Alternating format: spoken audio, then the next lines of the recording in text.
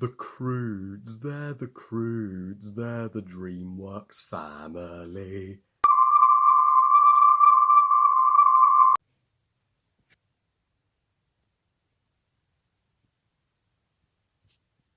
The Croods, directed by Chris Sanders and Kirk D. Micco, and is the 27th DreamWorks animated feature film, as well as the first of two DreamWorks movies to be released in 2013. So, The Croods tells the story of a cavemen family, that the Croods, who are the last surviving cavemen family in their deserts after all the others have been eaten by all of the man-eating beasts that are out to get them out there.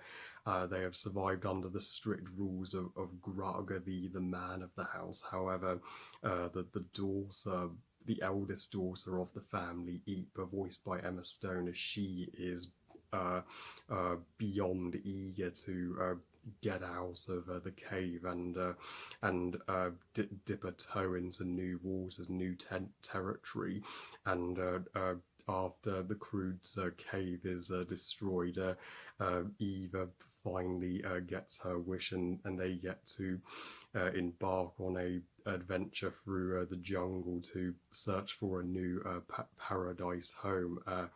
And so now I know my US subscribers will be wondering why I waited until February 2021 to review The Croods. Why didn't I review it last November when Croods 2: A New Age was released in the US? Well, because in the UK, The Croods 2: A New Age wasn't initially supposed to come out until this month, but because we're currently in lockdown, that's now been pushed back to March 2021 in theatres here.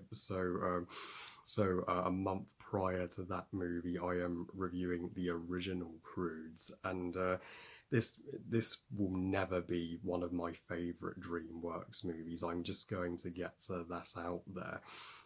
One would think that an animated film directed by legit animation legend Chris Sanders would be a top tier movie for me, but this is the definite weakest animated movie that Chris Sanders has ever directed.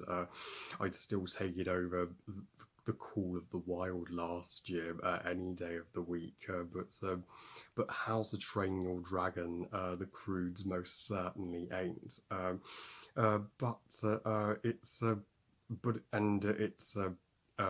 It certainly doesn't hold a candle to the two powerhouse animated features of 2013, Frozen and Monsters University. And this movie certainly isn't as smart as it thinks it is, but being DreamWorks' version of the Flintstones, it is at least enjoyable, but at the same time it feels like a wasted potential, as Kirk D. Micco is clearly not the greatest director to work with Chris Sanders. Had Chris Sanders directed this movie solo, the Croods could have been a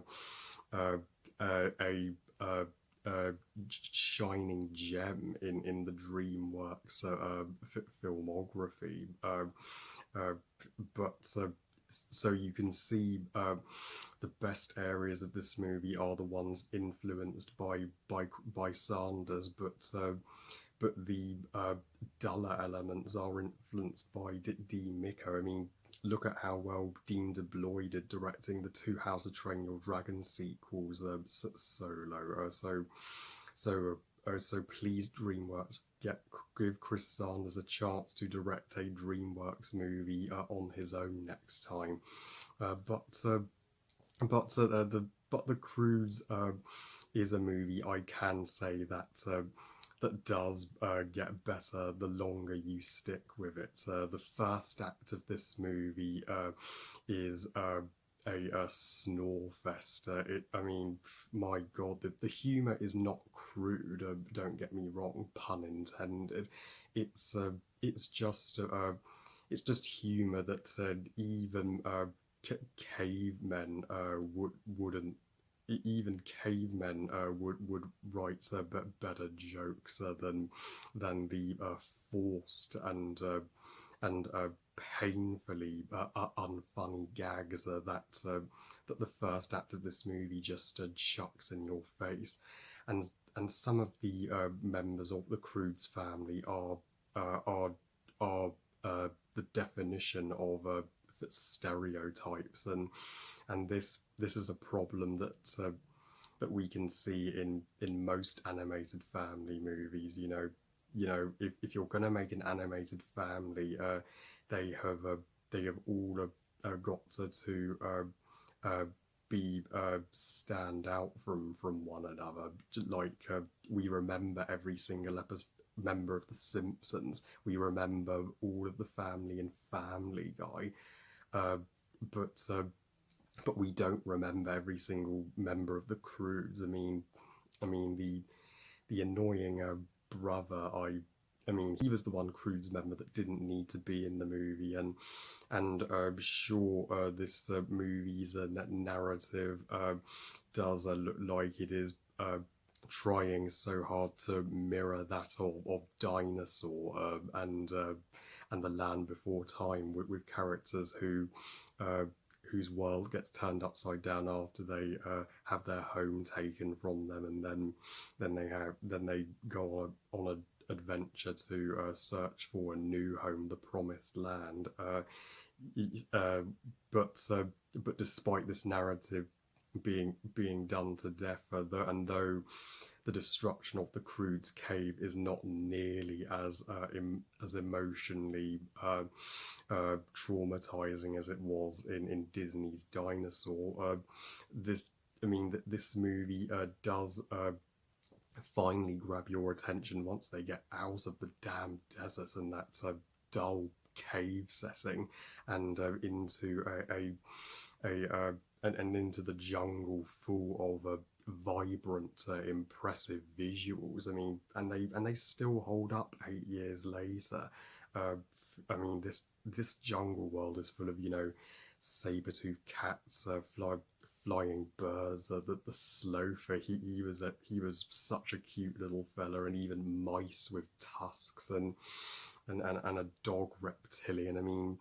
Sure, some of these prehistoric creatures in the movies never actually existed, so paleontologists will take points of this movie for that. But casual moviegoers like myself will just uh, be blown away uh, by the imagination of the DreamWorks animators for making this world, and I hope to see more of this jungle world in the sequel. And Emma Stone as Eep, Emma Stone is my favourite part of a movie in any movie she is in. She's one of my favourite actresses, and impossible not to love her. And her character Eep is the glue that holds this movie together. Eep